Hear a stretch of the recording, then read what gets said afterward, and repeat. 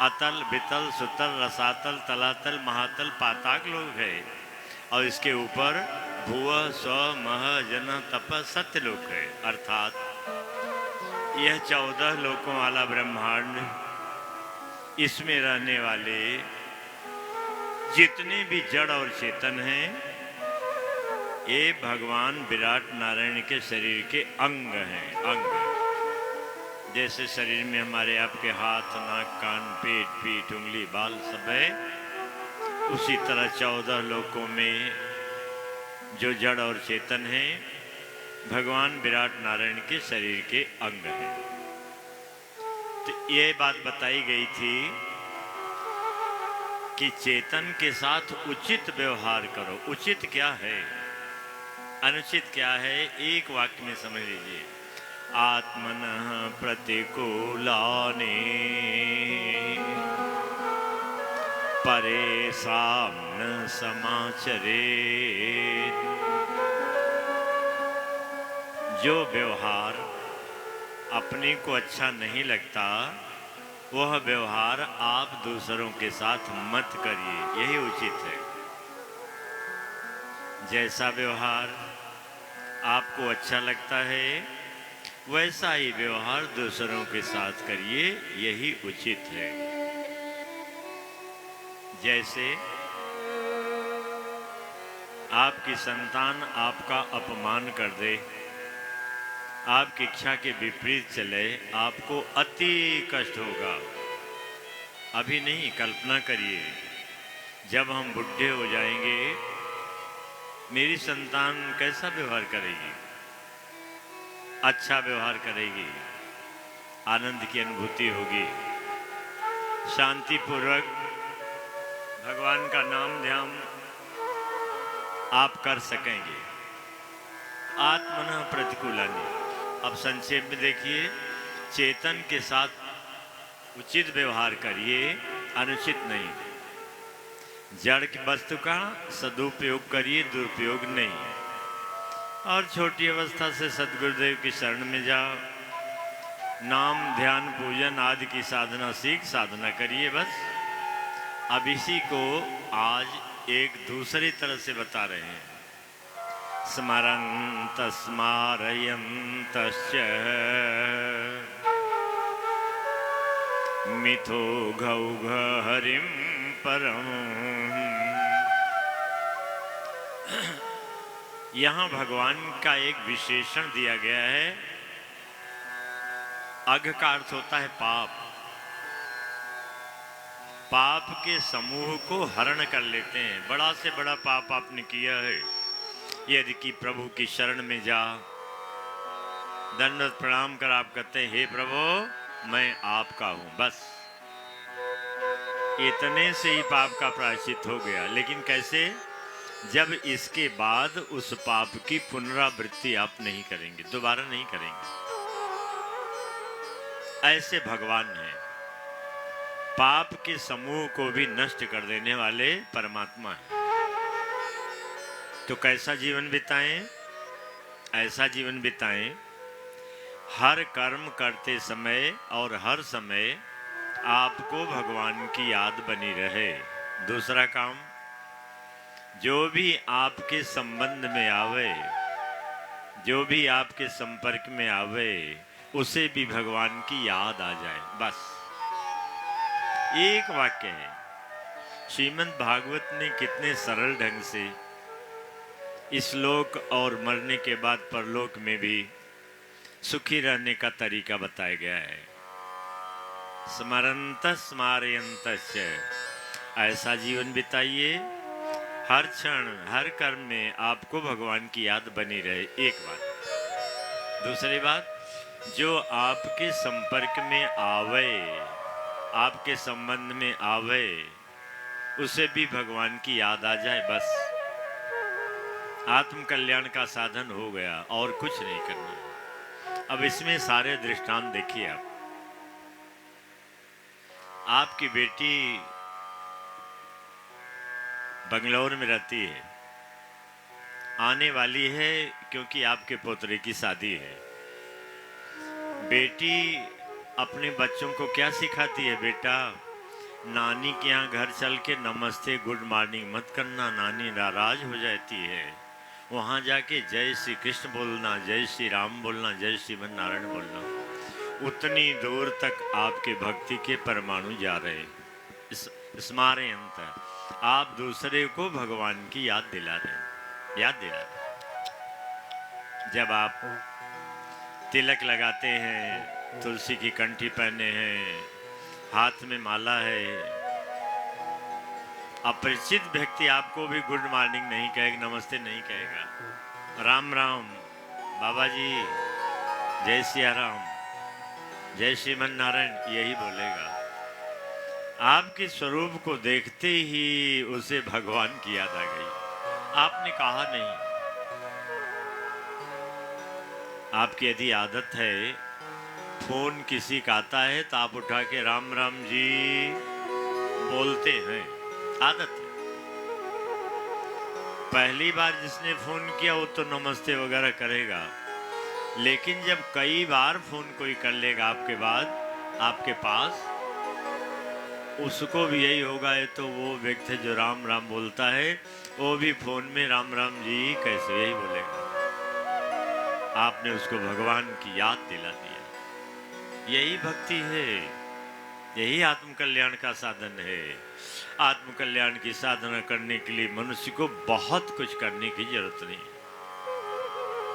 प्रहलाद जी अपने मित्रों को जो उपदेश किए हैं, उसमें एक यह भी बात बताएं कि हे मित्रों, संसार को प्रसन्न, संसार के सगे संबंधियों को प्रसन्न करने के लिए और संसार को चलाने के लिए, धन कमाने के लिए मनुष्य जितना परिश्रम करता है, जितनी मेहनत करता है, जितना समय देता है और जितना धन खर्च करता है भगवान को प्रसन्न करने के लिए, उससे बहुत कम धन और बहुत कम समय और बहुत कम शरीर की शक्ति की जरूरत है। उतना नहीं चाहिए। कितना सरल है आत्म कल्याण का उपाय। तो स्मरंत स्मारयंतस्य। आपके घर कोई मेहमान आया है, आपके यहाँ भगवान का भोग लगाने की परंपरा है। जब भोग लग जाता आप क्या कहते हैं? भैया भगवान का भोग लग गया, चलो प्रसाद पाओ। अगला कहता है चलो चलो भैया प्रसाद पाओ, समय हो गया। तुरंत उसके मुंह से खाना नहीं निकला, भोजन नहीं निकला, प्रसाद, भगवान का प्रसाद सब निकले। हो गई भक्ति, आत्म कल्याण का साधन आपने कर लिया। बस इतना ही कर लो, बस ऐसा जीवन व्यतीत करो, हर कर्म में आपको भगवान की याद बन जाए। आप देखते कोई भूमि खरीदा है मकान बनाने के लिए, सबसे पहले क्या करता है? भूमि पूजन करता है, इसी बहाने भगवान की याद करता है। फिर जब नींव रखता है तो गृहारंभ बोलते हैं, भगवान की याद किया। मकान बन गया तो गृह प्रवेश करता है, भगवान को याद किया। सनातनी जो है उनके यहाँ विवाह होता है, विवाह का कोई भी कार्यक्रम प्रारंभ करने से पहले भगवान का पूजन होता है, और विवाह में तो भगवान का पूजन होता ही होता है। विवाह हो गया, जब कन्या ससुराल आ गई तो पहला काम आप क्या करते हैं? या अपने कुल देवता के पास दूल्हा दुल्हन को भेजते हैं, ले जाते हैं, या कोई मंदिर में ले जाते हैं, या किसी तीर्थ में ले जाते हैं। 3, ये किस बात का प्रतीक है? हर कर्म के प्रारंभ में भगवान का स्मरण करो, हर कर्म के अंत में भगवान का स्मरण करो, और कर्म करते करते तो भगवान का स्मरण करते ही जाओ। बस यही भक्ति है, यही आत्म कल्याण का साधन है। बहुत कुछ मेहनत नहीं करना है। आप घर से निकलते हैं, अपने ठाकुर जी को प्रणाम करके निकलिए, स्मरण करते करते गंतव्य स्थल पर जाइए, वहां पहुंच गए उनके घर में भी ठाकुर जी उनको प्रणाम करिए, सारा कार्य संपन्न करके वापस आइए। याद रहे भगवान का नाम जपते रहिए। अपने घर में आके पूरा प्रणाम करिए, यही भक्ति हो गई। दुकान पे जाना, दुकानदारी करना, यही भक्ति हो गई। भक्ति करने के लिए संसार के कर्मों से अलावा अन्य कुछ भी कर्म करने की आवश्यकता नहीं है। तो ऐसा जीवन बिताओ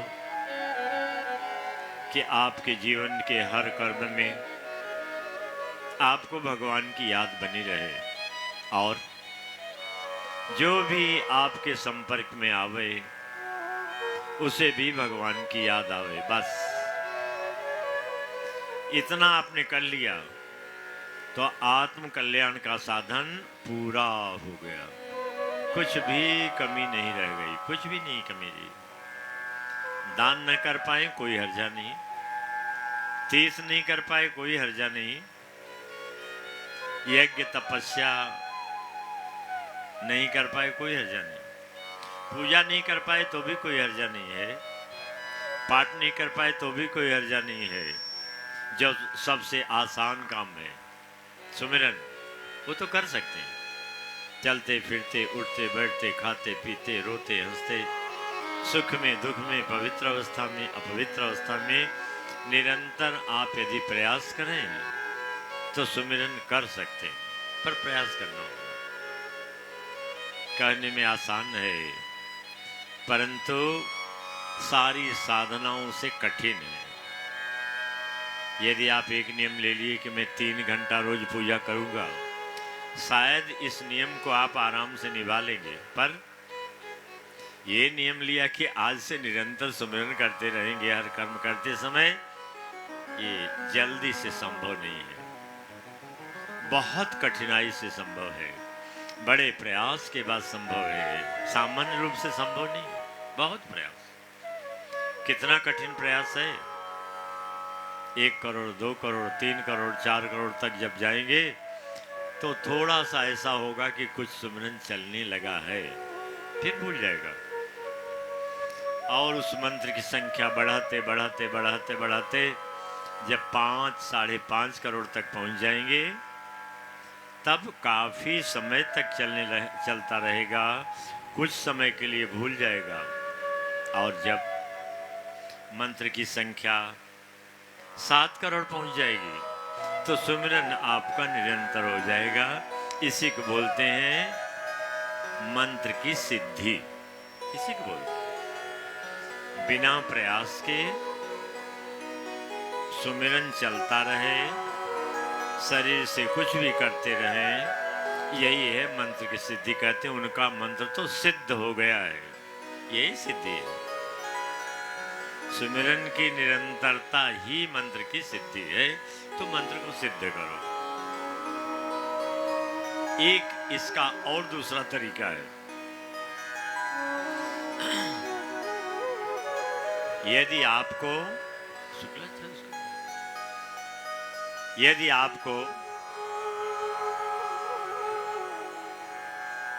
बार बार भूल जा रहा है, अभी मंत्र संख्या तो पूरा करना बहुत दूर है, तो एक उपाय और है। आप वृंदावन यदि जाएंगे या गए होंगे तो देखते होंगे बहुत से संत और गृहस्थ वहां पैसे हैं जिनकी जप माली गले में होती है, माला जप माली में होता है जिससे सुमिरन करते हैं, और जप माली के बाहर एक छोटे छोटे दानों की माला लटकी रहती है। नाम जपते जपते सुनिए तो ज्यादा समझ में आएगा। आप विचार किए दूसरी माला किस लिए, एक माला जप रहे रखे किस लिए। ये माला तो 108 की होगी या उसके आधे की होगी या उसके चौथाई की होगी बस, पर वो माला 216 मनकों की होती है। 216 छोटे छोटे दाने होते हैं, इसलिए थोड़े में ही 216 हो जाता है।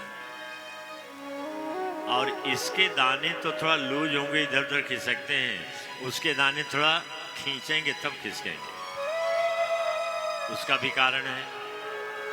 जब उनकी जपमाली के अंदर की माला 108 की एक पूरी हो जाती है तो एक मन का इधर खिसका देते हैं, दूसरी पूरी हुई तो एक मन का फिर खिसका देते। वो प्रयास सही करते हैं सुबह जगने से लेकर रात के सोने के बीच में हमारी 216 माला पूरी हो जाए। ये भी एक तरीका है, लेकिन ये थोड़ा कठिन। कैसे कठिन है? जैसे जो माता वैष्णो देवी गए होंगे, देखे होंगे, वहाँ माता तक जाने के लिए 2 रास्ते हैं। एक खड़ी चढ़ाई सीढ़ियों की, खड़ी खड़ी खड़ी 18 इंची, 20 इंची, 24 इंची ऊंची सीढ़ियाँ, और एक रास्ता रोड है जो झिकझाक कोर्स करके जाती, देने जाएगी, फिर बाएं जाएगी, फिर देने जाएगी। खड़ी सीढ़ी में खड़ी चढ़ाई है जो पैदल का मार्ग है, और जो रोड का रास्ता है उसकी चढ़ाई बहुत थोड़ी है, आराम से चल सकते हैं। ये दृष्टांत है। ये जो 216 माला की बात आपको बताई है, ये वो खड़ी चढ़ाई है, कठिन काम है। शाम तक 216 माला पूरा करना, और आराम से जपते रहेंगे। 1 साल में, 2 साल में, 5 साल में, 10 साल में 7 करोड़ मंत्र पहुंच जाएगा, मंत्र सिद्ध हो जाएगा और सुमरन की निरंतरता बन जाएगी। अब आप सोचेंगे 216 माला ही क्यों है, 216 ही मन की क्यों है, कम ज्यादा क्यों नहीं? उसका भी कारण है। एक स्वस्थ मनुष्य जिसका ब्लड प्रेशर, शुगर और सारे रोग नॉर्मल जिसको बोलते हैं ना, वो है, उसको बोलेंगे पूर्ण स्वस्थ व्यक्ति। पूर्ण स्वस्थ मनुष्य 24 घंटे में 21,600 श्वास लेता है। लेने का मतलब एक श्वास किसको बोलते हैं? एक बार हवा को अंदर खींचा, एक बार छोड़ा, इतने को बोलेंगे एक श्वास। खाली खींचने को ही नहीं बोलेंगे, खींचना छोड़ना हवा को, यह है एक श्वास। तो स्वस्थ मनुष्य 24 घंटों में 21,600 श्वास लेता है। जो रोगी है, दमा इत्यादि का बीमारी है, उसको वो ज्यादा श्वास ले लेता है, ज्यादा श्वास लेता है, माने अपनी जीवन की श्वासों को जल्दी गिन गिन गिन करके पूरा कर देता है। एक जीने के लिए जो समय निश्चित है वो दिन रात, वर्ष, महीना, हफ्ता इसमें नहीं तय है। कहते हैं इसकी आयु 50 वर्ष है, ये तो कहने के लिए कहा जाता है। 50 वर्षों में 21,600 श्वास प्रतिदिन के हिसाब से यही गणित है। इतना पूरा कर लेगा, मर जाएगा, चाहे वो दिन बचे हैं। जैसे बताए ना, बीमार, दमा इत्यादि का मरीज है जो जल्दी जल्दी सांस लेता है, वो 24 घंटों में 21,600 नहीं लेगा, 22,000, 23,000, 25,000 लेगा। तो उसका तो कोटा खत्म हो रहा है जल्दी जल्दी। और जिस मनुष्य के शरीर की स्थिति सामान्य स्वास्थ्य से भी अच्छी है, वो 24 घंटों में 21,600 श्वास नहीं लेगा। वो कितनी लेगा? 21,000, 20,500, 20,000, 19,500, 19,000, 18,000, 16,000। आप पढ़ते और सुनते होंगे ना, अमुक ऋषि थे जिन्होंने 10,000 वर्षों तक तपस्या किया। कैसे तपस्या किया? आश्चर्य लगता है ना, 10,000 वर्षों तक जीवन कैसे बीतेगा? 10,000 वर्षों तक। आपने ध्रुव का चरित्र सुना होगा ना, 1 महीने, 2 महीने, 3 महीने, 4 महीने, 5 महीने, जब साधना प्राणायाम के रोकने का समय बढ़ाते बढ़ाते बढ़ाते बढ़ाते बढ़ाते बढ़ाते 5 दिन बीत गया, साधना इतनी परिपक्व हो गई कि प्राणायाम में पूरक लिया, बस वही श्वास को रोक दिया।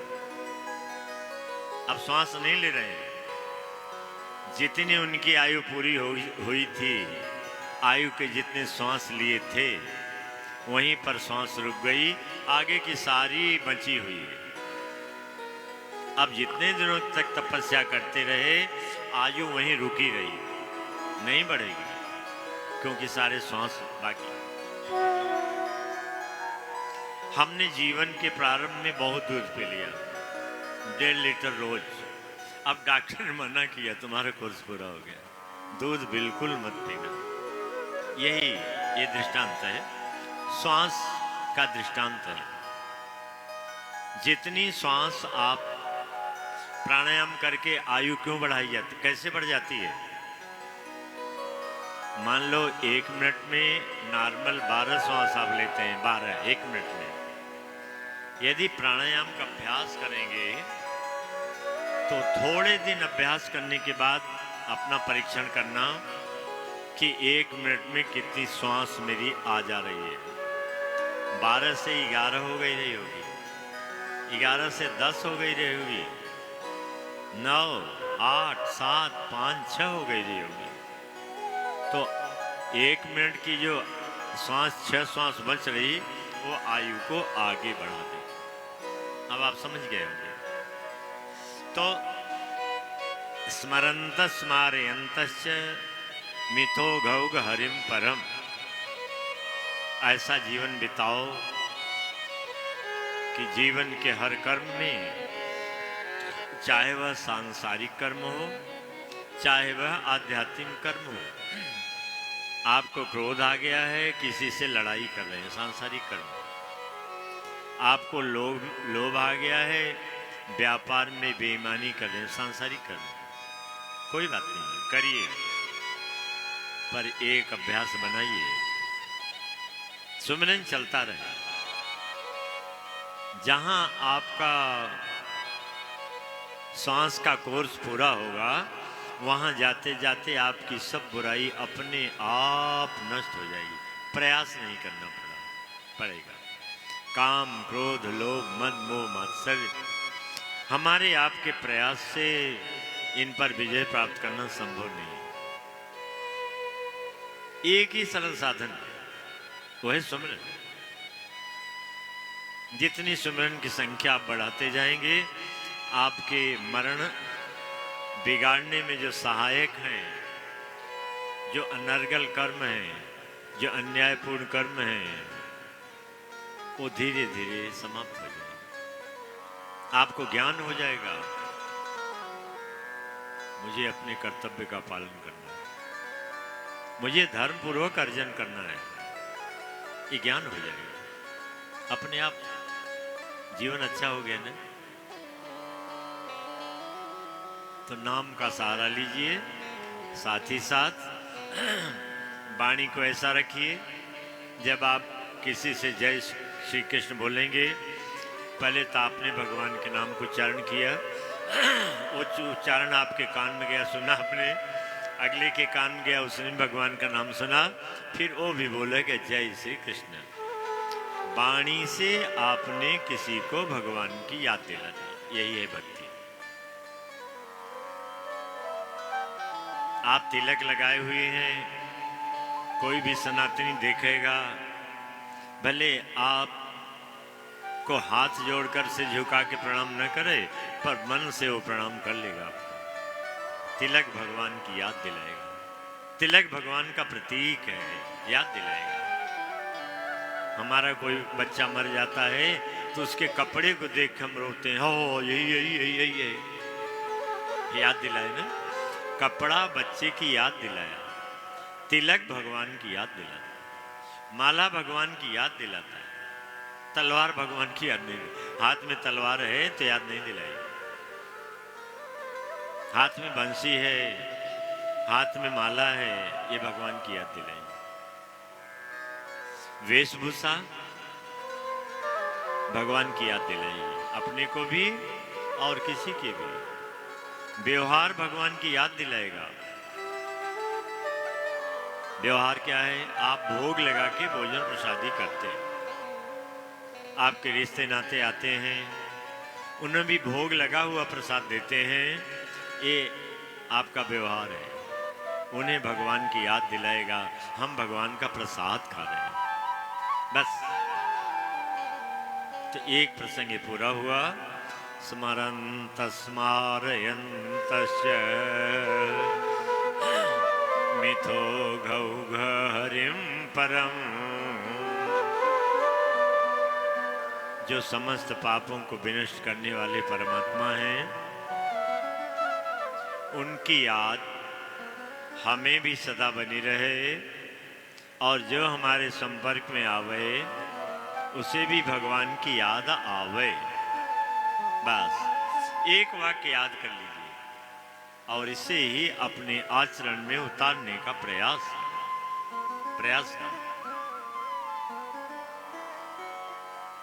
आत्म कल्याण हो गया। बहुत कुछ नहीं करना। कितना आसान है ना, कितना आसान है। सुमिरन आपका टूट जाता, निरंतर नहीं चलता, पर सुमिरन हाथ में है ना। यही आपको याद, भूल गया था, ये याद दिलाइए। दूसरा कोई देखे, भगवान चाहे अपने आप नहीं जप रहे हो, खाली हाथ में लिए, तो वो उसके मन में हो गई, भगवान का नाम जपता है, तुरंत याद आ गई उसको। यही जीवन है, यही जीवन है। यदि आपने इतना जीवन अपना ऐसा बना लिया तो आत्म कल्याण हो गया। और इसमें कोई मेहनत नहीं है, कोई मेहनत नहीं है, कोई समय का अलग से खर्चा नहीं है, कोई धन संपत्ति की लागत नहीं आएगी इसमें, और न शरीर की कोई शक्ति इसमें लगेगी। कितना आसान। श्री बाल कृष्ण लाल की जय। बैठो संतों में जाके, मन को भजन में लगा के, राम मिल जाएंगे, राम मिल जाएंगे, राम मिल जाएंगे, राम मिल जाएंगे। बैठो संतों में जाके, मन को भजन में लगा के, राम मिल जाएंगे, राम मिल जाएंगे, राम मिल जाएंगे, राम मिल जाएंगे।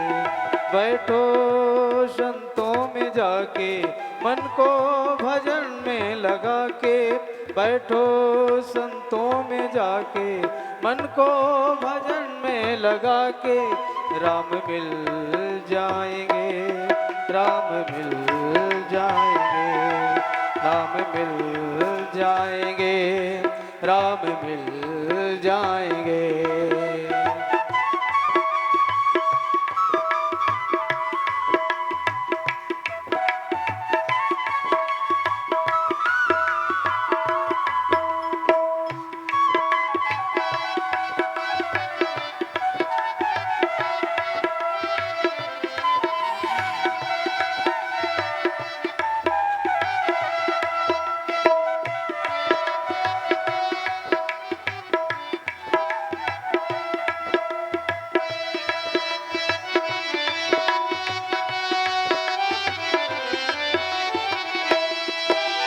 कोई रिझाता गा गा करके, कोई रिझाता भज के, कोई काशी का बजाय दीदार करे कोई हज के। कोई रिझाता गा गा करके, कोई रिझाता भज के, कोई काशी का बजाय दीदार करे कोई हज के। सच्ची लगन को लगा के, सद्गुरु मन में बिठा के, सच्ची लगन को लगा के, सद्गुरु मन में बिठा के, राम मिल जाएंगे, राम मिल जाएंगे, राम मिल जाएंगे, राम मिल जाएंगे। बैठो संतों में जाके, मन को भजन में लगा के, बैठो संतों में जाके, मन को भजन में लगा के, राम मिल जाएंगे, श्याम मिल जाएंगे, राम मिल जाएंगे, श्याम मिल जाएंगे।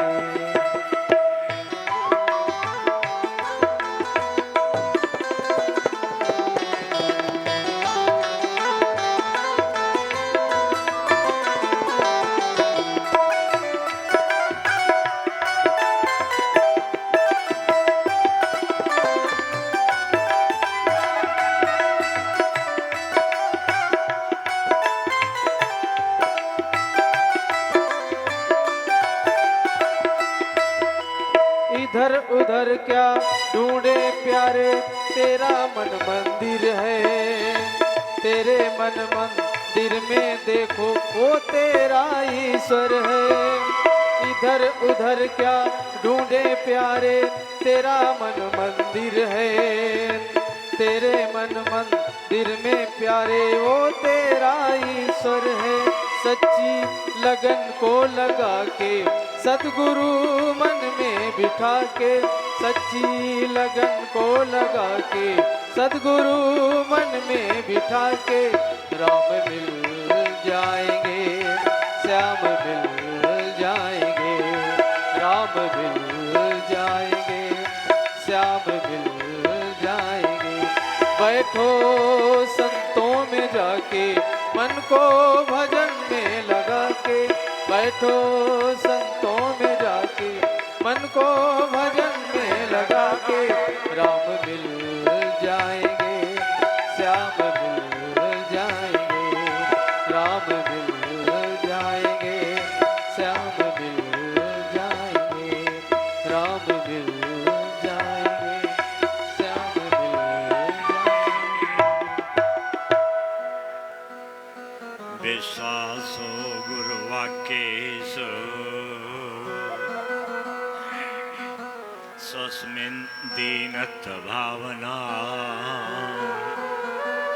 मनो दोषजश्चैव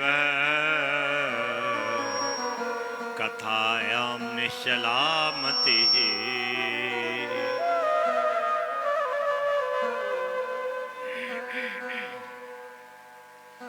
आत्म कल्याण का साधन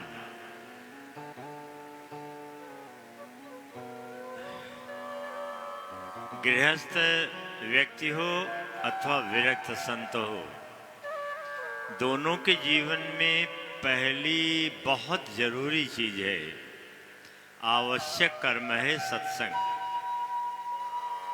सत्संग की परिभाषा क्या है?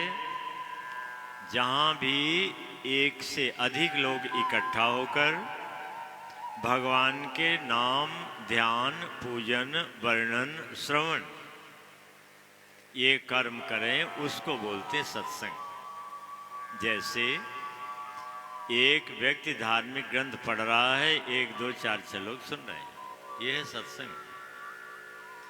संत मिल जाए तो बड़ी अच्छी बात है, नहीं तो गृहस्थ मिल जाए तो कोई हर्जा नहीं है। क्योंकि बालादपि सुखादपि, ज्ञान कहीं से भी आप ले सकते हैं, कहीं से भी। श्री सुखदेव जी महाराज, आवाज था बड़वाई शुक्ला जी, श्री सुखदेव जी महाराज छोटी अवस्था के थे, छोटी अवस्था के। जब वो श्रीमद् भागवत की कथा सुखताल में वर्णन कर रहे थे, उनकी कथा में श्रोताओं के मध्य में उनके पिता वेद व्यास जी भी थे। पराशर ऋषि दादा भी उसी श्रोताओं में थे, और परदादा शक्ति भी उसी श्रोताओं में थे। ये है ज्ञान कहीं से भी प्राप्त हो जाए। एक सोने का आपका गहना है, विष्ठा की नाली में गिर जाता है, घृणा आप नहीं करते, तुरंत उठाते हैं, धोया दया साबुन लगाया, साफ हो गया, पक्का शुद्ध हो गया। इसी तरह ज्ञान कहीं से प्राप्त करें तो सत्संग का यही अर्थ है, जहां भगवान के नाम, रूप, गुण, लीला, विभूति का वर्णन हो, वही सत्संग है। वो किसी के मुखार बिंद से हो सकता है। यही सत्संग ही आत्म कल्याण का पहला कदम है। जैसे कहीं पहुंचने के लिए आप एक कदम पहला आगे बढ़ाते हैं ना, ये पहला कदम है। विश्वासो गुरुवाक्येषु। और ये चलते चलते आगे कैसे बढ़ेगा? सत्संग, उसका फल होगा वैराग्य, उसका फल होगा आत्म कल्याण की इच्छा का अंतःकरण में दृढ़ होना, उसका फल होगा आप गुरुदेव की खोज करेंगे, उसका फल होगा आपको सद्गुरुदेव की प्राप्ति होगी, उसका फल होगा विश्वासो गुरुवाक्येषु। आत्म कल्याण के विषय में आपका गुरुदेव के वचनों में पूर्ण विश्वास होगा। अगला कदम होगा स्वस्मिन दीनत्व भावना। अपने में दीनहीन की भावना आ जाएगी, मैं कुछ नहीं जानता। गुरुदेव ने जो मंत्र बता दिया, जो ध्यान बता दिया, जो पूजन बता दिया, वही हमारे लिए आत्म कल्याण के लिए सब कुछ है। और हम संसार के कार्यों में गुरुदेव का कोई मतलब नहीं है। यह हमारा आपका व्यवहार होता है कि गुरुदेव के साथ थोड़ा व्यवहार घनिष्ठ हो गया तो हम गुरुदेव से मेरे कल्याण का मार्ग गुरुदेव बताएंगे, हर चीज हम सलाह करते हैं, परंतु ये गुरुदेव की कोई जिम्मेवारी नहीं है।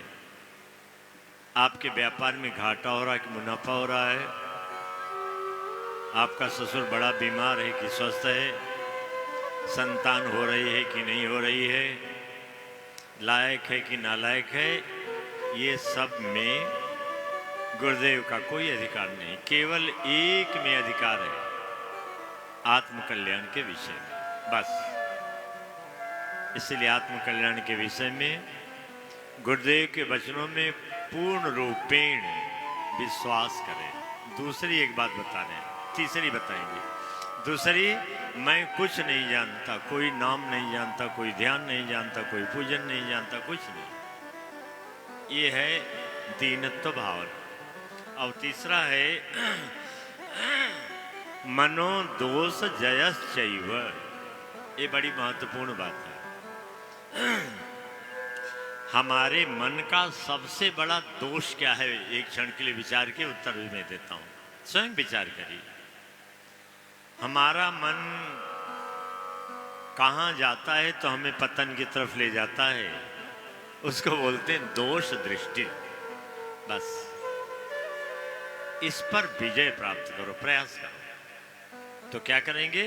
गुण दृष्टि, अच्छाई देखिए, बुराई में भी अच्छाई देखिए। बस परमहंस दत्तात्रेय जी महाराज इसके बहुत अच्छे दृष्टांत। 24 लोगों से दत्तात्रेय जी महाराज ने शिक्षा लिया, एक एक शिक्षा। उसमें वैश्या भी है, कबूतर भी है, मछली भी है, अबोध बालक भी है, सर्प भी है, कुमारी कन्या भी है। और कैसे शिक्षा लिया है? एक अनुकूल शिक्षा लिया है, एक प्रतिकूल शिक्षा लिया है। जैसे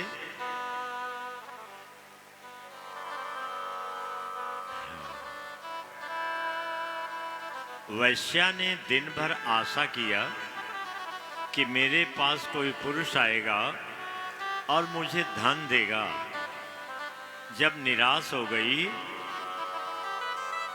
बड़ा पश्चाताप किया, मैं इस विजयनगर में सबसे अज्ञानी शरीरधारी हूं कि मैं संसार के लोगों से आशा करता सुख की। ओह नहीं, आशा का त्याग कर दिया, निश्चिंत होकर सो गई। दत्तात्रेय जी महाराज ने अनुकूल शिक्षा लिया। आशा ही परमम दुखम नैराश्यम परमम सुखम। किसी से किसी प्रकार की अपेक्षा करना, आशा करना, यही दुख का सबसे बड़ा कारण। हम आशा करते हैं मेरा बेटा मेरे बुढ़ापे में सेवा करेगा, यही तो दुखदाई हो जाता है, यही दुखदाई हो जाता है।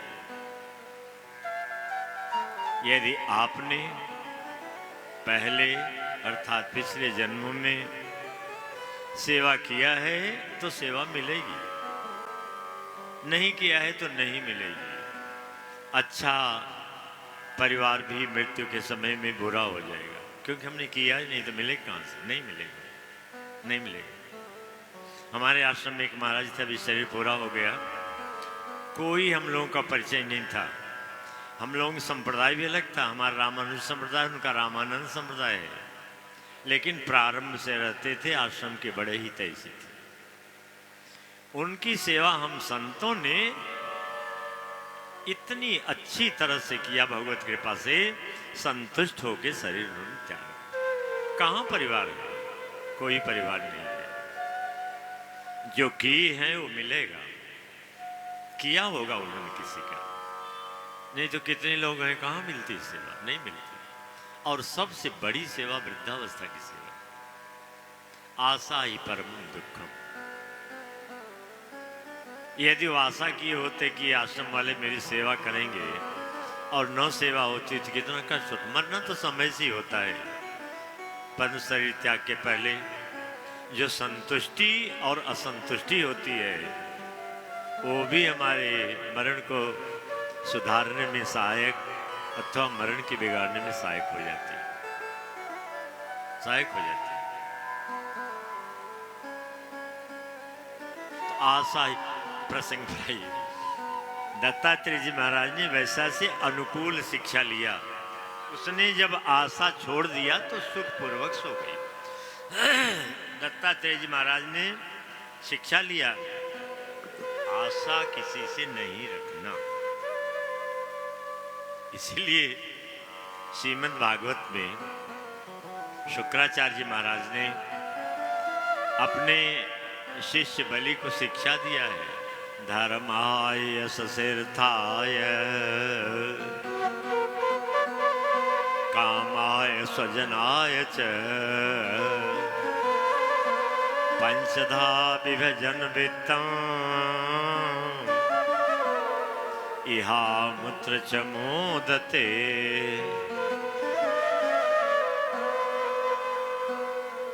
गृहस्थ मनुष्य अपने धन का 5 हिस्सा करे, 20-20% अलग अलग बना ले। धर्म आए 20% धर्म के काम में खर्च करे।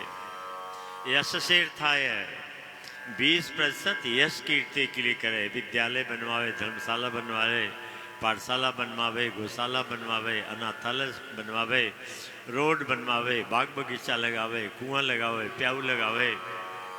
ये यश सार्थ, यश कीर्ति। यश कीर्ति सजीवती। जिसने धर्म का कार्य करके इस पृथ्वी पर अपनी कीर्ति को बरकरार रख दिया, कायम कर दिया, वो मर के भी जिंदा है। धर्माय यश कामाय, जिस शरीर से इतना परिश्रम करके धन इकट्ठा करके खट खट के मर गए, बुढ़े हो गए, उस शरीर पर 20% लगावे। कंजूसी नहीं करे, बचा रहेगा तो मेरा पोतरा जरा अच्छा व्यापार, नहीं, 20% शरीर पर लगावे और 20% परिवार पर लगावे और 20% रिश्ते नाते सगे संबंधी पड़ोसी जिस पर भी दया करने के लिए भगवान प्रेरणा करें, 20% वहां लगावे। तो बुढ़ापे के लिए जो 20% इकट्ठा करेगा, आज के युग में, ये तो कब की बात है, 52 भगवान के अवतार की समय की बात है, लेकिन ये बात तो आज भी लागू है। जिसके पास पैसा है, भले दुख में है, उसको थोड़ा आत्मबल रहता है, और नहीं है तो खाने पीने को मिलता है तो भी उसका आत्मबल टूट जाता है। द्रव्य है, सेवा करने वाले भी मिल जाएंगे, लेकिन तभी मिलेंगे जब हमने किसी की किया है, ये भी सत्य है। पर एक साधन है, मृत्यु पर्यंत क्या है, जो सेवा कर रहा है उसकी आप फिर वसीयत कर सकते हैं, इतना तो कर सकते हैं, तो कुछ भी तो लाज शर्म करेगा। चलिए, धर्माया सत्य, ये प्रसंग, आशा ही परमम दुखम, आशा नहीं करना। हाँ, अनुकूल शिक्षा वैश्या से लिया, प्रतिकूल शिक्षा उल्टा करके मछली अथवा कबूतर को ले लीजिए। एक कबूतर, कबूतरी और बच्चे एक जंगल में घोंसले में रहते थे। कबूतर कबूतरी अपने बच्चों के लिए चारा चुगने चले गए थे। बहेलिया आया, कबूतर के बच्चों को ले गया, मार डाला, खा गया। कबूतरी आई, बच्चों के वियोग में दुखी होकर तड़फड़ाने लगी, तड़पते तड़पते मूर्छित होकर गिर गई, उसे भी वैसा पकड़ के जला के खा गया। कबूतर आया, हाय मेरे बच्चे चले गए, मेरी पत्नी चली गई, हाय बच्चा, हाय पत्नी, तड़पते तड़पते मूर्छित हो गया। बहेलिया उसे भी पकड़ के भून के खा गया। सारा दत्तात्रेय जी महाराज के आंखों के सामने हुआ। कबूतर और कबूतरी परिवार के मोह में मर गए, मर गए। इससे शिक्षा क्या लिया, उल्टा कर लिया कि परिवार के मोह में मतपन को फंसाओ, नहीं तो ये हालत। मतलब जो घटना घटी कबूतर के जीवन में, उस घटना का उल्टा करके शिक्षा ले लिया। प्रसंग क्या चल रहा था, मनो दोषजयश्चैव। अब आत्म कल्याण के 4 उपाय बताए जा रहे हैं। एक, विश्वासो गुरुवाक्येषु, गुरुदेव के वचनों में आत्म कल्याण के मार्ग में चलने के लिए पूरा विश्वास है। दूसरा, स्वस्मिन दीनत्व भावना, हमें कुछ नहीं पता है, जो गुरुदेव ने बताया वही मेरे आत्मक कल्याण का साधन है। तीसरा, मनो दोष जयश्चैव, हमारे मन का जो सबसे बड़ा दोष है, कमी है, वो क्या है, दोष दृष्टि रखना नहीं। इस पर विजय प्राप्त करिए। इस पर विजय प्राप्त कैसे होगी, उल्टा कर दीजिए, गुण दृष्टि रखिए। मेरी सासू माँ तो बड़बड़ाती ही रहती है, यह है दोष दृष्टि। मेरी सासू माँ अपनी जवानी में भी बहुत बोलती थी, इसलिए इन्हें बोलने की आदत है, तो बुढ़ापे में बड़बड़ाती रहती है। चल इसको उल्टा कर लो, हम तो भैया अभी अपने जबान पे कंट्रोल कर ले रहे हैं, हम कम बोलेंगे, जरूरी हुआ उतना ही बोलेंगे। नहीं, कहीं बुढ़ापे में सासू माँ जैसे मैं बोलूँगी तो मेरे भी कोई कदर नहीं रह जाए। उल्टा कर लिया इस बार, उल्टा उल्टा कर लिया। पुत्र वधू बड़ी खराब है, सेवा नहीं करती, बातें नहीं मानती गुरुजी, नहीं, बड़ा अच्छा है, नहीं मानती, मैं उसके ही अधीन रहता। मम्मी कुछ मत करो, मैं कर देती हूँ, मम्मी तुम मत उठो, पानी मैं दे, तो मेरा शरीर तो एकदम लूला लंगा हो जाता। बड़ी अच्छी बात है, भगवान की कृपा है। गुण देखकर मन फंसता है, दोष देखकर दूर हटता है। गुण प्रेम पैदा करता है और दोष घृणा पैदा करता है। लेकिन जो दोष हमें वैराग्य पैदा करेगा वो बड़ा अच्छा है। तो मनो दोष जयश्चैव, इसी तरह जीवन के हर कर्म में समझ लेना। आप 2 दृष्टांत दे दिए गए। हमारे मन में जो सबसे बड़ी कमी है, एक ही कमी है, दोष दृष्टि।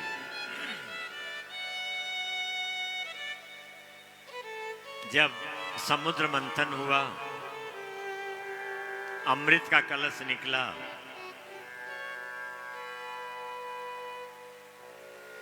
अमृत का कलश देवताओं के हाथ में गया, दैत्य लोग, आहा, दैत्यों के हाथ में गया। देवता भगवान से प्रार्थना किए, भगवान भी ठीक है। परम सुंदरी का रूप बना करके भगवान आ गए और दैत्यों के सामने हाव हंसते मुस्कुराते, थोड़ा भौं को चलाते, इशारा करते। परम सुंदरी भगवान कोटि कोटि के अंदर दलन है, इतने सुंदर हैं कि करोड़ों कामदेव के सौंदर्य को उनका सौंदर्य फीका कर देता है। वो भगवान जब सुंदर बन के आए, दैत्यों का मन फंस गया। स्त्री मान रहे, परम सुंदरी स्त्री। दोष दृष्टि हो गई, इसके सुंदर गाल कितने हैं, कैसा ओठ है, कैसी चाल है, कैसी नाक है, कैसी आंखें हैं, कैसा हाव भाव कटाक्ष है, इसका सुख थोड़ा। दोष दृष्टि हो गई। गुण दृष्टि होती, वाह प्रभु आपकी लीला में इतना सौंदर्य है, जिसने इतना सौंदर्य बनाया वो कितना सुंदर होगा। गुण दृष्टि हो जाती है। दोष दृष्टि हुई, अमृत उनके हाथ से निकल गया। अजामिल महाराज की दोष दृष्टि हो गई। तपस्या करते करते करते एक बार आंख खुली तो देखा एक परम सुंदरी को एक वैश्य पुरुष साथ में लेके जा रहा है, जो हाव भाव कटाक्ष कर रही है। दोष दृष्टि हो गई, बड़ी सुंदरी है, मैंने विवाह करके धर्मपत्नी का सुख तो भोगा, उसमें कोई मजा नहीं, शायद वैश्या का सुख उससे अच्छा है, एक बार वैश्या सुख भोगूं, तपस्या छोड़ चले गए। यदि गुण दृष्टि किए होते तप नहीं छोड़ते। हमारे भगवान जिन्होंने इतनी सुंदर सृष्टि किया, शास्त्र कहता भगवान के सौंदर्य की एक कणिका से ब्रह्मांड का सौंदर्य है। भगवान के सौंदर्य की एक कणिका से इतना सौंदर्य, तो भगवान कितने सुंदर। यदि गुण दृष्टि होती तो तपस्या में और तन्मयता आ जाती, उन्हीं भगवान का दर्शन करेंगे। दोष दृष्टि यदि है तो सारी साधना बेकार हो जाएगी, क्योंकि दोष जो हमारे मन में घुसता रहेगा वो हमारी साधना पर पानी फेरता जाएगा, पानी फेरता जाएगा। इसलिए पहला गुरुदेव के वचन में आत्म कल्याण की साधना के विषय में पूर्ण विश्वास, अपने में दीनहीन की भावना और दोष दृष्टि को छोड़ गुण दृष्टि रखना। अगला कथायाम निश्चला मति ही, जहां से शुरुआत हुई थी आज कथा क्यों ही आ गए। कथायाम निश्चला मति। कथा किसे कहते हैं? भगवान के नाम रूप गुण लीला विभूति का जो वर्णन किया जाता, श्रवण किया जाता, यही है कथा। कथा, संसार की कथा को कथा शब्द से शास्त्रों में नहीं कहा गया। भगवान के नाम रूप गुण लीला विभूति का जो वर्णन है, यही है कथा। कथायाम निश्चला मति। कथा में अचल बुद्धि हो जाए, श्रवण करना है, श्रवण करना है। हर एक बार के श्रवण से कुछ नहीं होगा, श्रवण करते रहना। अरे वही तो कथा है, वही तो कथा वहां सुखताल में भी सुने थे, यहाँ भी वही होगी। इसके पहले हरिद्वार में भी सुने थे, द्वारका में भी सुने थे। नहीं, कथा में हमारे आत्म कल्याण की इतनी बातें बताई जाती हैं, हम सुन तो लेते हैं, उस पर बोध नहीं हो पाता, अंतःकरण में विचार नहीं कर पाते। 100 बातों में यदि 10 बात अंतःकरण में विचार किए तो 1-2 बात अंतःकरण में बैठ पाती है, और जब बाहर निकलते हैं वही आचरण में आती है तो 1 रह जाए या 0 रह जाए। इसलिए बार बार उसी कथा को आप श्रवण करके देखिएगा। कोई भी कथा जब बार बार सुनेंगे, उसमें आपको नई नई चीज समझ में आएगी। वही बात है। इसलिए कथायाम निश्चला मति। कथा में अचल बुद्धि होना चाहिए, अचल मति होना चाहिए, नहीं डिगना है, सुनना है, सुनना है, सुनना है, बार बार सुनना है। यही तो आधार है, यही तो हमारे मन के मैल को धोता है। जैसे आपके घर में, जैसे गुजरात में जाएंगे तो जो कमरे में टाण बनी होती है, उस पर पीतल के अच्छे अच्छे बर्तन एक पर दूसरा तीसरा चौथा कर सजाया रहता है। यदि पर्दा भी लगा है लेकिन कुछ दिनों तक उनकी सफाई न करे तो उस पर धूल जम जाती है। फिर इसे उतारते हैं, कुछ दिनों बाद रगड़ रगड़ के खटाई से साफ करते, चमक जाता है। यही है सत्संग। हमारी बुद्धि पर जो संसार के व्यवहार के करने के कारण अज्ञान का पर्दा, मैल अज्ञान की जम जाती है, उसी को साफ करने के लिए सत्संग है। सत्संग तो अभी जो दूसरे राउंड की कथा हुई, उसका निष्कर्ष क्या निकला? जीवन में 4 चीजें अपनाइए। गुरुदेव के वाक्य में आत्म कल्याण के विषय में पूरा विश्वास। आत्म कल्याण के विषय में मैं कुछ नहीं जानता, ऐसी धारणा अंतःकरण में रखिए। मन का जो सबसे बड़ा दोष है, जिसे दोष दृष्टि कहते हैं, उस पर गुण दृष्टि बना करके विजय प्राप्त कर लीजिए। कमी कहीं दिखे, उल्टा कर दीजिए, अपने आप बुद्धि में आ जाएगी इसका उल्टा क्या होगा, ये गुण हो जाएगा। और चौथा क्या है? कथा में निश्चल बुद्धि होना चाहिए।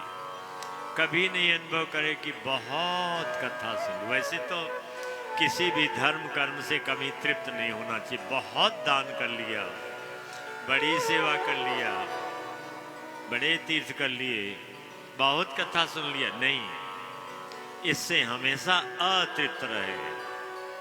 नहीं, कुछ नहीं हो पाया, कुछ नहीं हो पाया। जो जितना करना चाहिए उतना तभी कहाँ हुआ है, 1% भी नहीं हुआ। आप विचार करो, संसार के सगे संबंधियों के लिए पूरा जीवन व्यतीत हो जाता है।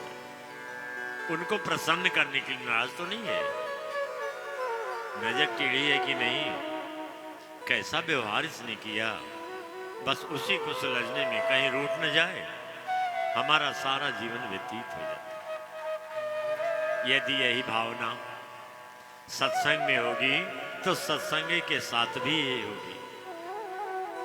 फिर आप संसार के व्यक्ति से मिल के सुख का अनुभव नहीं करेंगे। भगवत भक्त के मिलन से सुख की अनुभूति होगी, आनंद का अनुभव होगा, डूब जाएंगे। क्योंकि यह परमात्म विषयक आनंद है जिसका कोई अंत नहीं। भगवान के अंदर आनंद अनंत है, अथाह है, अपार, और यही सब साधन है। भगवान के अंदर जो आनंद है उसकी अनुभूति कहाँ होगी? भगवत की कथा में, भगवान के भक्त से मिल करके, उसे हृदय से लगा करके, भगवान के प्रसाद को पा करके, भगवान को अर्पण करके, तुलसी इत्र फूले सुगंध गहने पहन करके भगवान का प्रसाद, ये तिरुपति बालाजी से पुजारी जी ने मुझे दिया था, इसमें आनंद की अनुभूति होगी। तो भागवत विषयक आनंद से आनंदित होइए, संसार विषयक आनंद से नहीं, क्योंकि यह आनंद कभी भी धोखा दे देगा, कभी भी धोखा।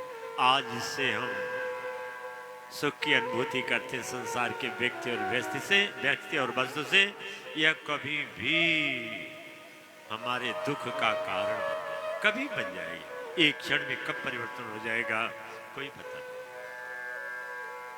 तो आत्मनः प्रतिकूलानि परेशान न समाचरे।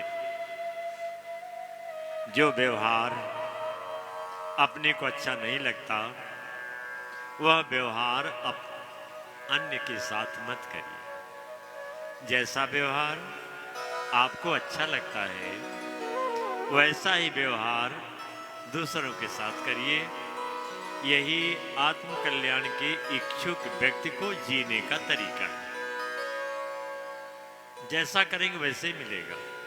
एक दृष्टांत आप देखिए, एक घर में एक बुढ़ा बुढ़ी दादा दादी और उस बच्चे के माता पिता और एक बच्चा मतलब पोतरा। दादा दादी माता पिता पोतरा थे।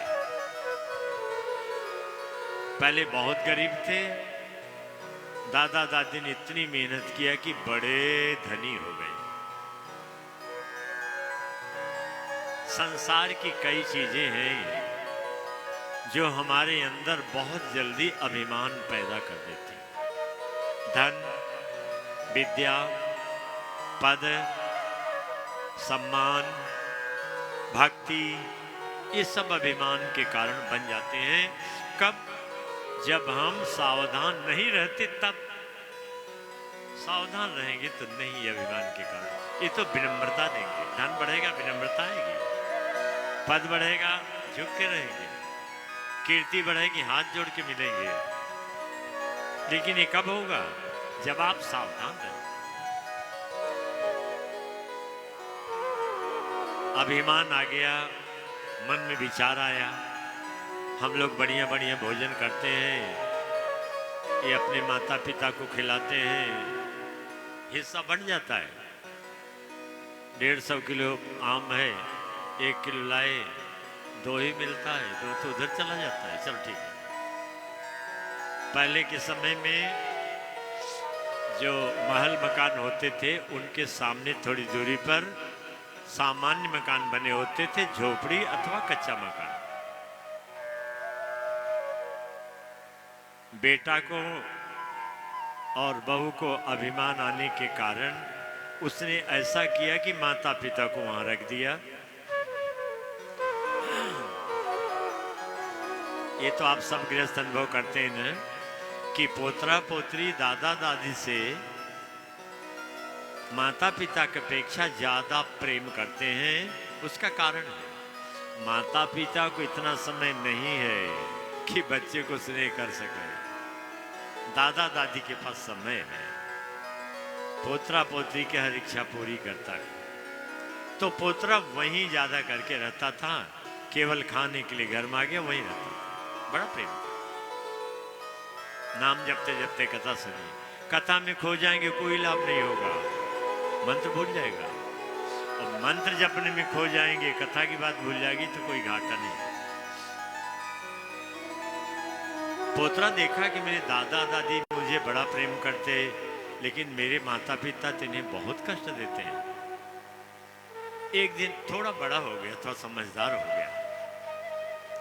एक दिन उसके मन में आया, चलो एक उपाय करते हैं, क्या पता तुक्का भीड़ जाए तो दादा दादी सुखी हो जाएंगे।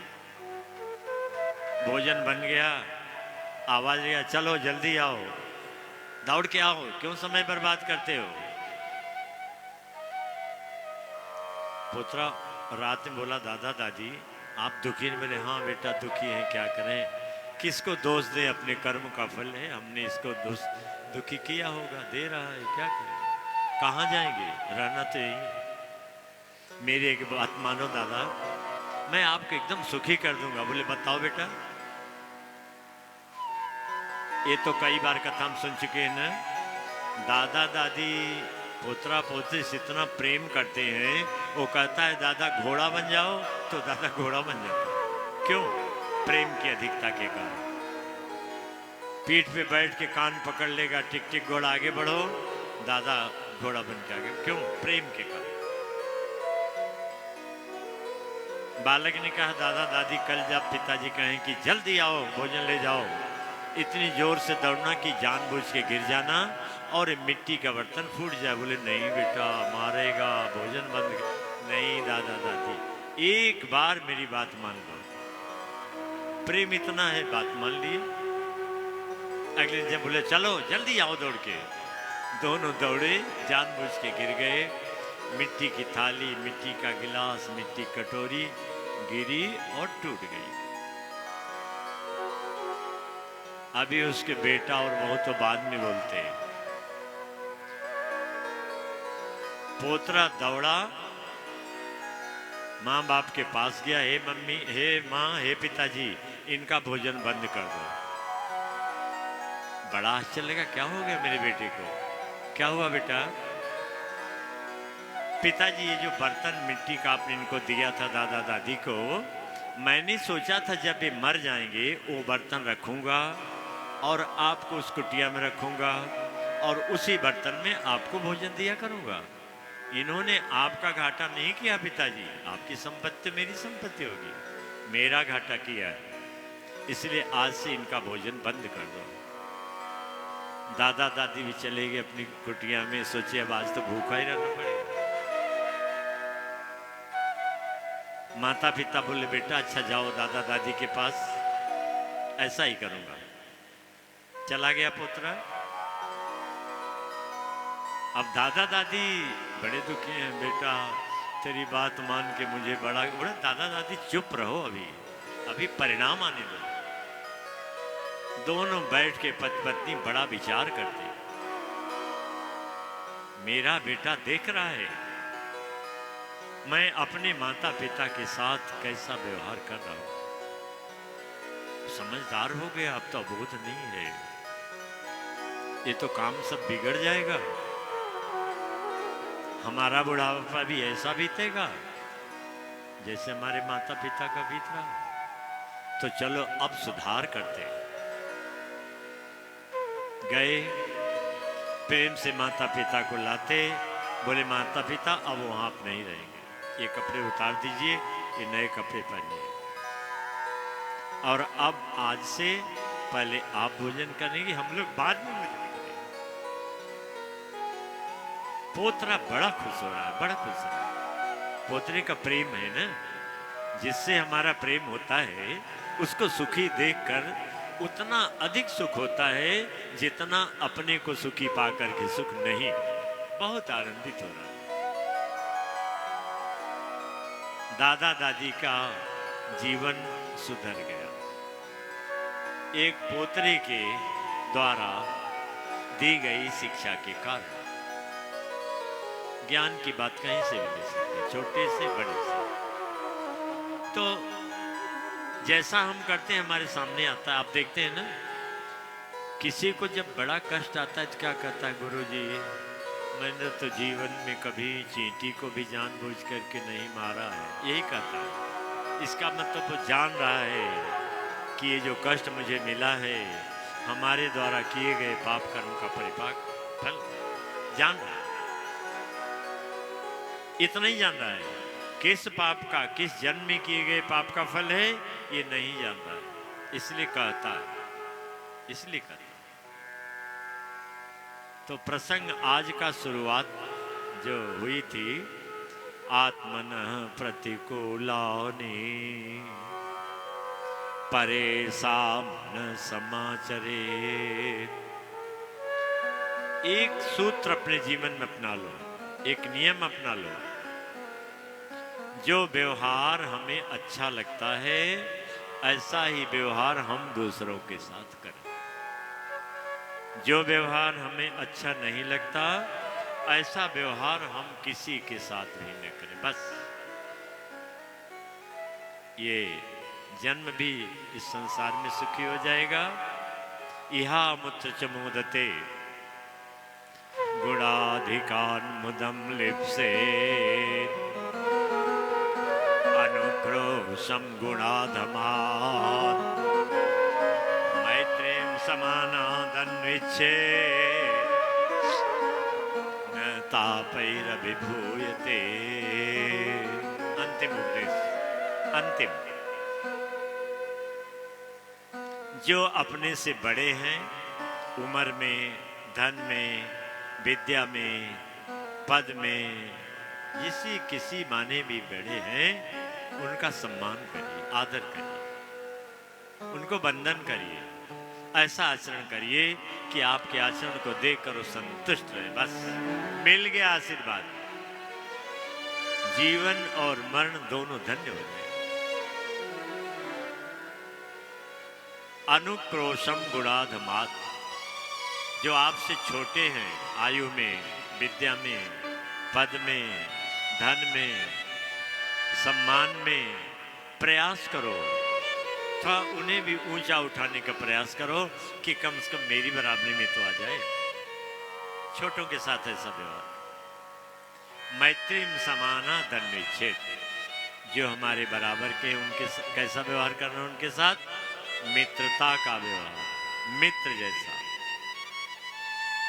बस ये बात गुरुदेव देवेशनाथ जी महाराज ने ध्रुव जी महाराज को बताया है।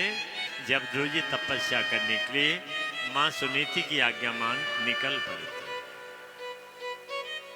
तो अंतिम उपदेश आज का ही है, बड़ों के साथ सम्मान पूर्वक पेश आइए, आदर करिए, उनकी संतुष्टि के लिए अपना जीवन बिताइए।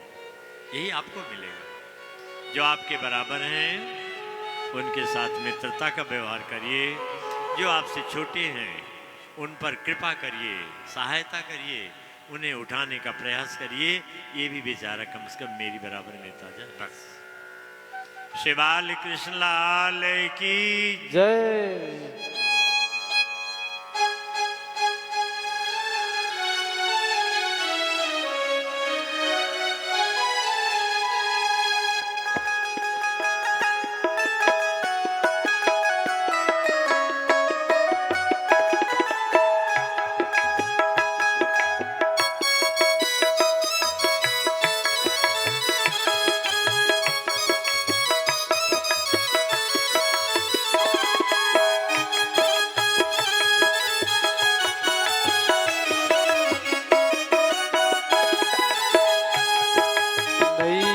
लगा दो पार कन्हैया मेरी नैया लगा दो पार, नैया लगा दो पार कन्हैया मेरी नैया लगा दो पार।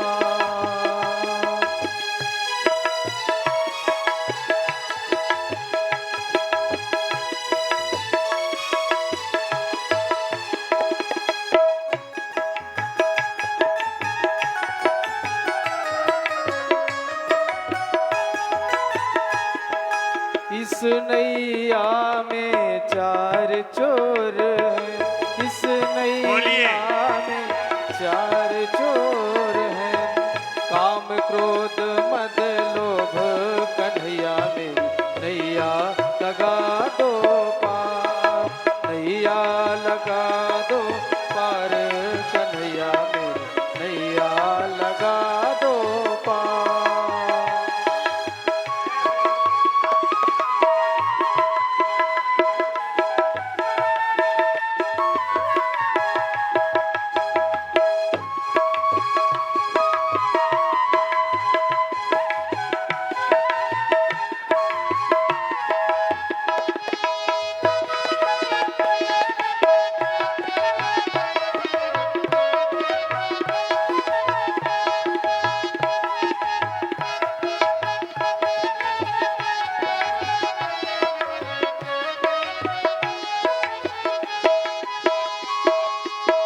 धर्मी धर्मी पार उतर गए, धर्मी धर्मी पार उतर गए, पापी डूबेगा मझधार कन्हैया मेरी नैया लगा दो पार, नैया लगा दो पार कन्हैया मेरी नैया लगा दो पार।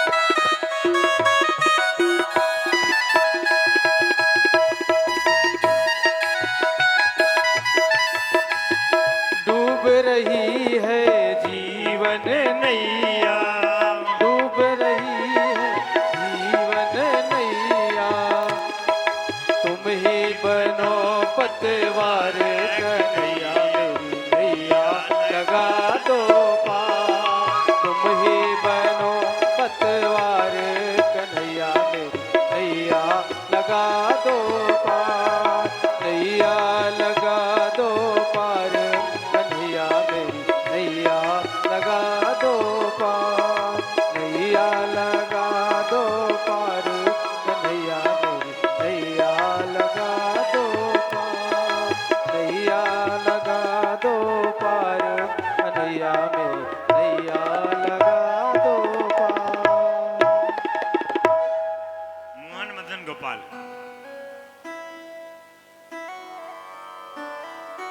परिवार वाले आ जाइए, बाकी लोग बैठे बैठे आरती करेंगे।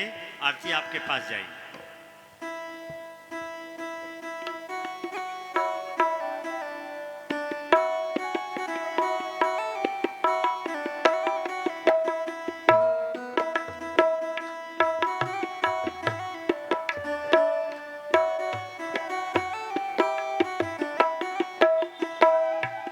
मोहन मदन सुनिए फिर बोलिए।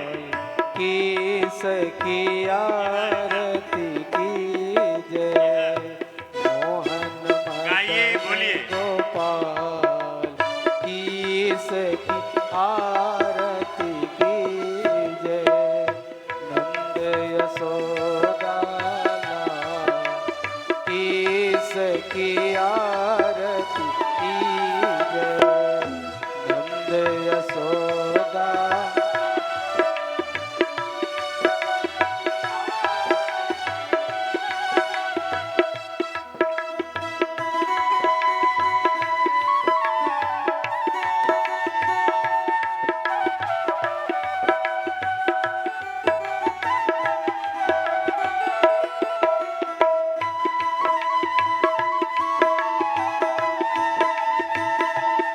आगे बढ़ते हैं।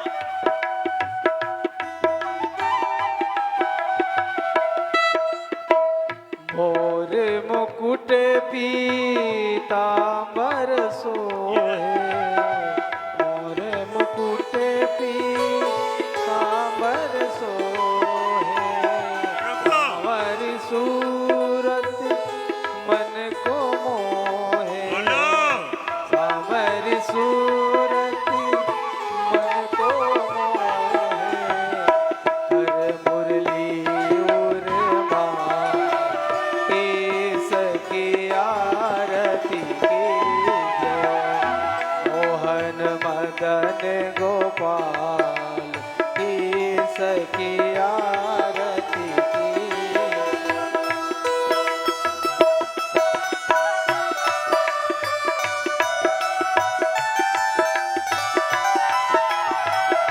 नंदलाला संग राधे किशोरी। नंदलाला संग राधे किशोरी। सकल जगत की अनुपम जोड़ी। सकल जगत की अनुपम जोड़ी। शोभा बनी विशाल की सखी आरती की जय। मोहन मदन गोपाल की सखी आरती। सरावगी जी आइए। अर्चना गंगे। मोहन मीनू। मदन गोपाल की सखी आरती की जय। आइए, सरावगी जी आइए।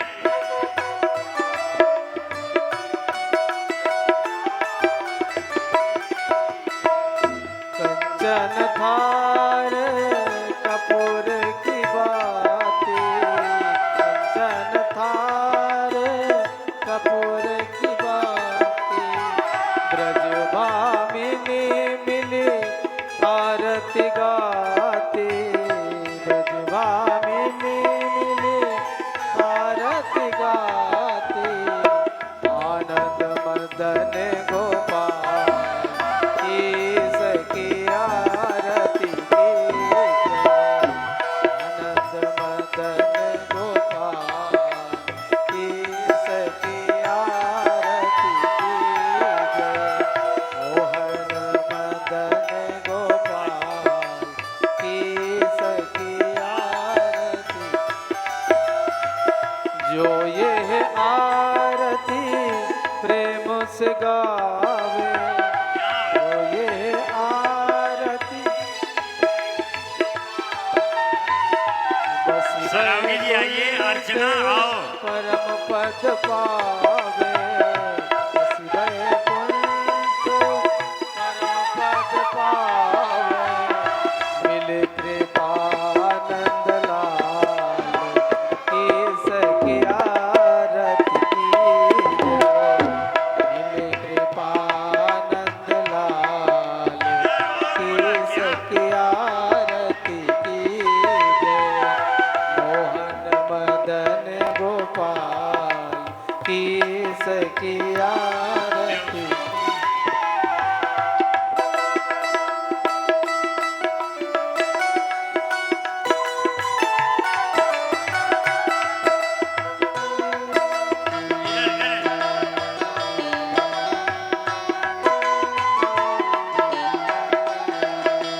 भागवत भगवान की है आरती, पापियों को पाप से है तार। बैठे रहिए, वहीं आरती जा रही है, भगवान की है वहीं बैठिए। आरती, पापियों को पाप से है तारती।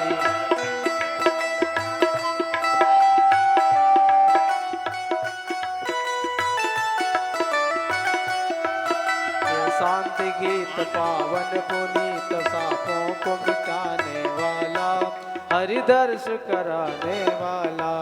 बैठे बैठे बैठे बैठे आरती करिए, पीछे देते जाइए। हरि दर्श कराने वाला, है सुख करनी है दुख हरनी, हे मधुसूदन की आरती, पापियों को पाप पूनम से बैठो, पूनम बैठो, भागवत पीछे देते जाना। भगवान की है आरती, पापियों को पाप से है तारती।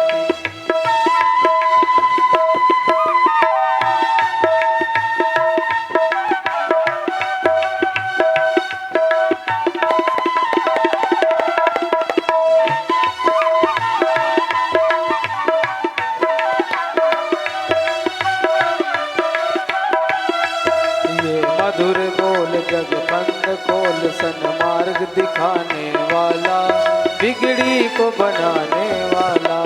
ये मधुर बोल जग बंद खोल, सन्मार्ग दिखाने वाला, बिगड़ी को बनाने वाला। श्री राम यही घनश्याम यही, ये प्रभु महिमा की आरती, पापियों को पाप से है तारती।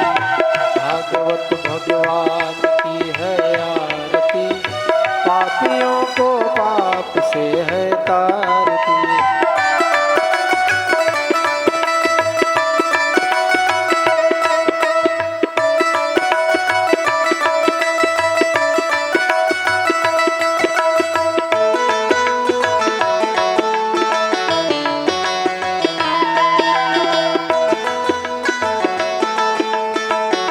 आरती हो जाए तो आगे लाइए।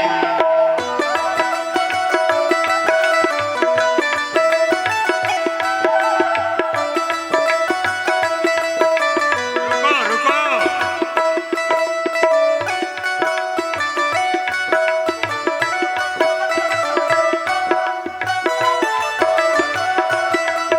ये अमर ग्रंथ ये है लाइए, मुक्ति लाइए। पंथ, ये पंचम वेद निराला, नौ ज्योति जगाने वाला।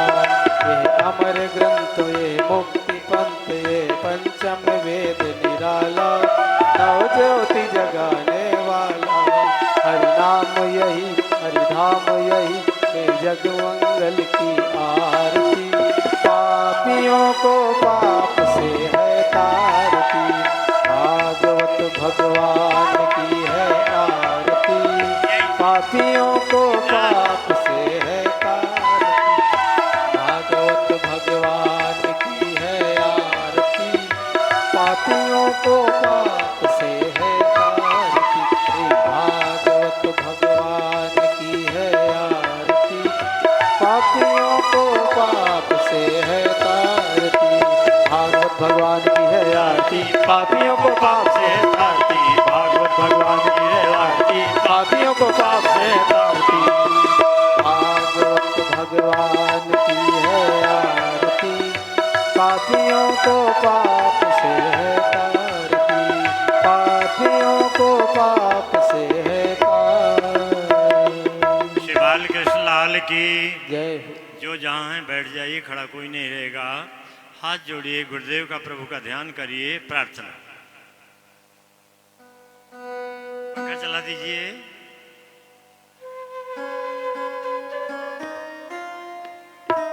भरिए भरिए, ब्लैंक हो रहा है।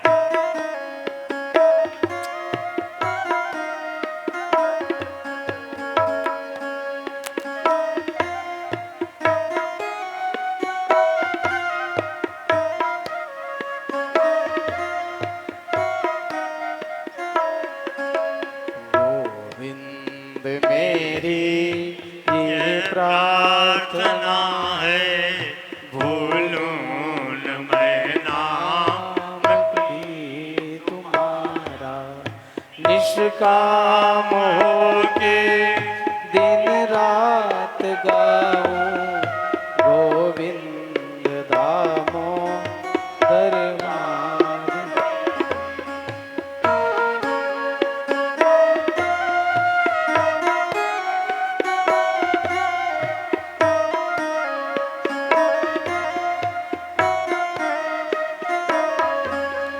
प्यारे जरा तो मन में विचारो, क्या साथ लाए अरु ले चलोगे, जावे यही साथ सदा पुकारो गोविंद दामोदर माधव की।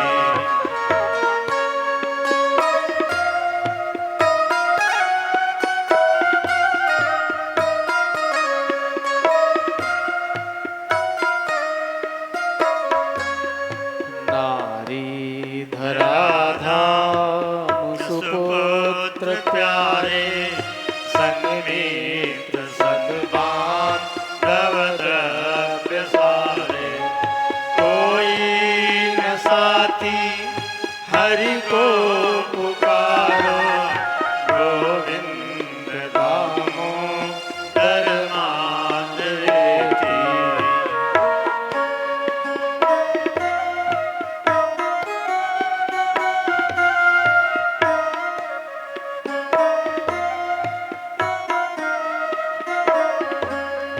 नाता भला क्या जग से तुम्हारा, आए यहाँ क्यों कर क्या रहे हो, सोचो विचारो हरि को पुकारो गोविंद दामोदर माधव की।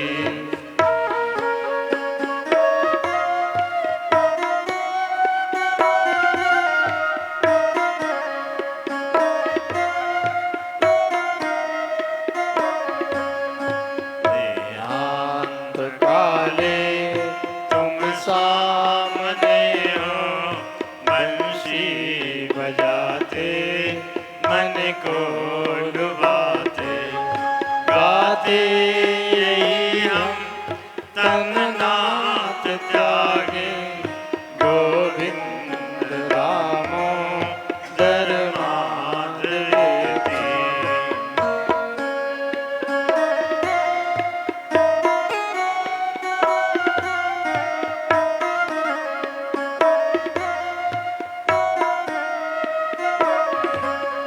कायेन वाचा मन सेन्द्रियर्वा, बुद्ध्यात्मना नुषित स्वभावा, करोमि यद्यत् सकलं परस्मै नारायणायेति समर्पयामि, नारायणायेति समर्पयामि। कल का कार्यक्रम श्याम नगर सोडाला में